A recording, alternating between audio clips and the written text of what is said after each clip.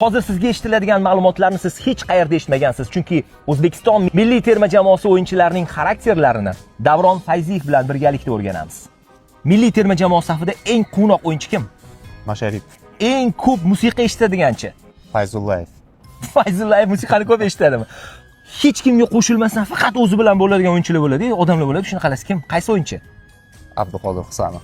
Abduqodir Husanov faqat o'zi bilanmi? Faqat o'zi emas, u Ko'proq tinch yurishni yaxshi ko'radi. Kim ko'proq uxlashni yaxshi ko'radi? Yarim jamoa. Yarim jamoa uxlashni yaxshi ko'radimi? Eng dolzarb savollardan biri, jurnalistlarga ko'p intervyu berishni kim yomon ko'radi? Husanov. Husanov yomon ko'radimi? Va Ostonurunov. Ostonurunov. Demak, tavsiya qilmayman ularning haqidagi yo'lashni. Motivatsiyaga undaydiganlar qaysi bolalarni?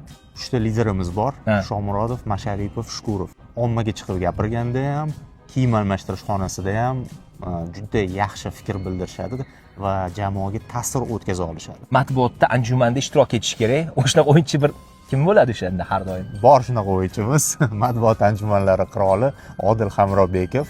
U o'zi juda xohish bildirmasa ham, lekin tartibli fikr bildirgani uchun murabbiylar aynan uni chaqirishadi va ko'pincha boradi.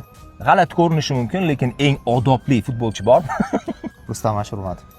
Maydonda va maydon tashqarisida kuchli xarakteriga ega bo'lgan, bir ruhiyat saqlab qoladigan yigitlar. Jangchi deymiz, shunaqa. Otabek Shukurov. Otabek Shukurov. Masalan, og'riq bilan ham ko'rinadi. Jang qiladi oxirigacha. Maydonda ham, maydon tashqarisida ham jamoani birlashtiruvchi futbolchi bormi? Masharipov. Masharipov.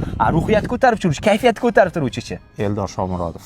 Demak, bizni har bir futbolchimiz o'ziga xos xarakterga ega ekanligini Davron Fayziyevni bir ushbu qiziqarli va qimmatbaho intervyulardan eshitishingiz mumkin, chunki bunday ma'lumotni hali hech qayerda eshitmagansiz.